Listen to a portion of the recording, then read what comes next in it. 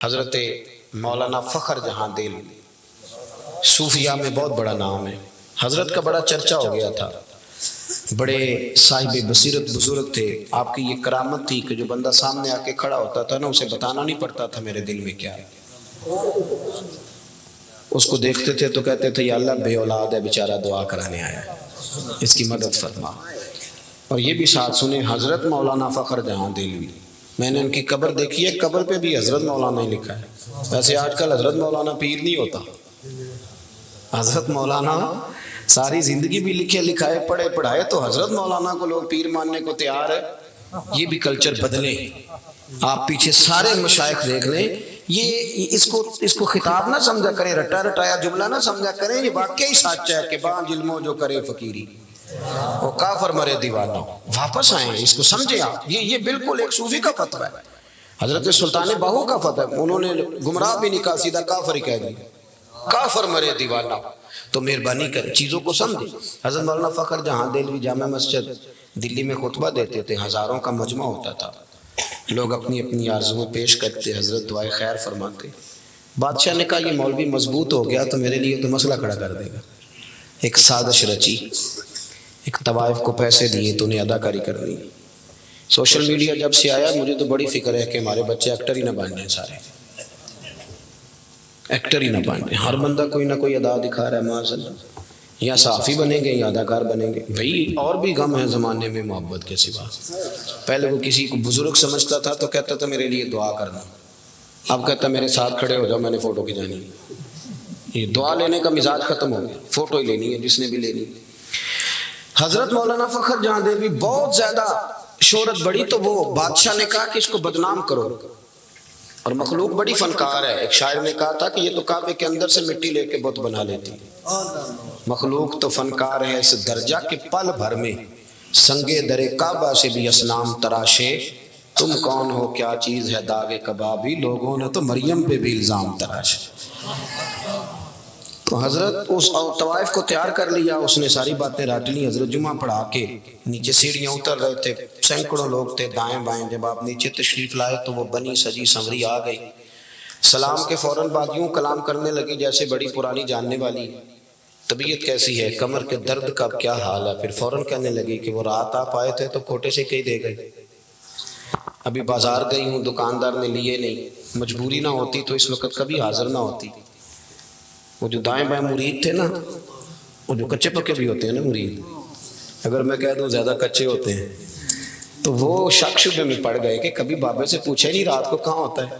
ہم تو سمجھتے تھے مسلح بات کرتا ہے تو یہ کدھر ہوتا ہے.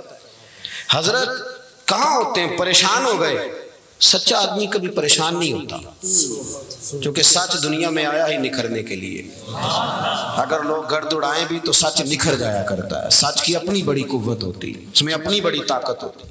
حضرت فخر جہاں دہلوی سے کہنے لگی یہ کھوٹے سے کیا دے گئے، کوئی پریشانی نہیں، پورا اطمینان. انہیں پتہ تھا عزت رب دیتا ہے، کوئی پریشانی نہیں. فوراً فرمانے لگے بیٹی، او میری بیٹی، او پیاری بیٹی، تو اس طرح کر کھوٹے سکے دے جا اور اصلی والے لے جا.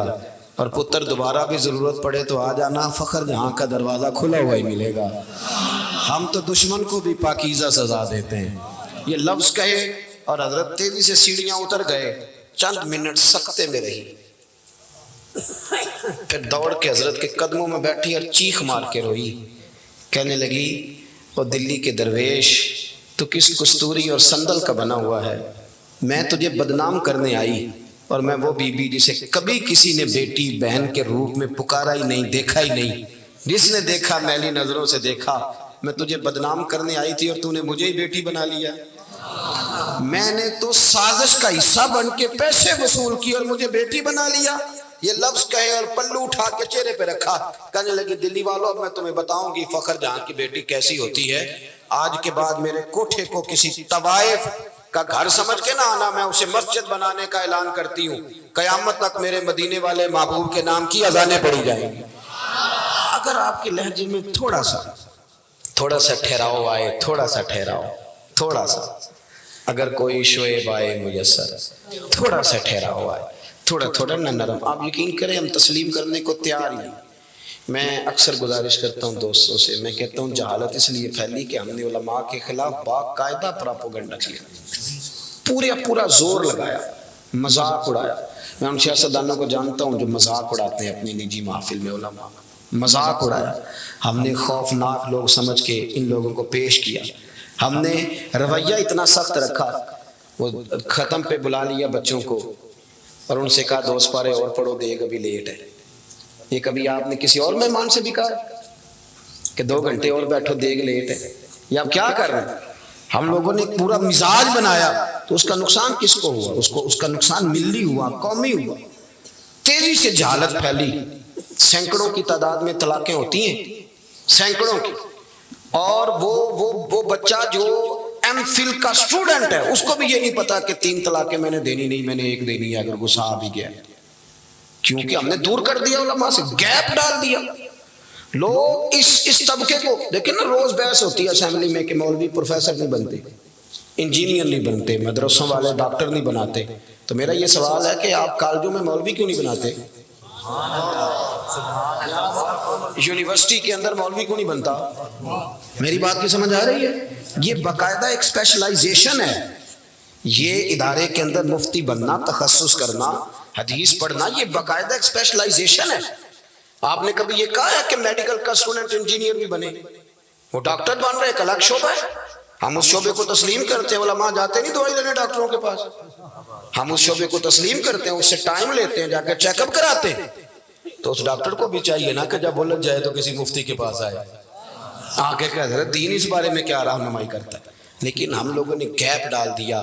اپنے دل کو نرم کریں اور دوسرے کو تسلیم کرنا سیکھیں اور دین کے لیے اپنی خدمات کو پیش کریں اور آگے بڑھیں اور دیکھیں کہ ہم کس طرح کسی بے نمازی کو نماز کی طرف مائل کر سکتے ہیں، کس طرح ہم لوگوں میں یہ شعور پیدا کر سکتے ہیں کہ دین ہماری اصل ہے، دین ہماری بنیاد ہے۔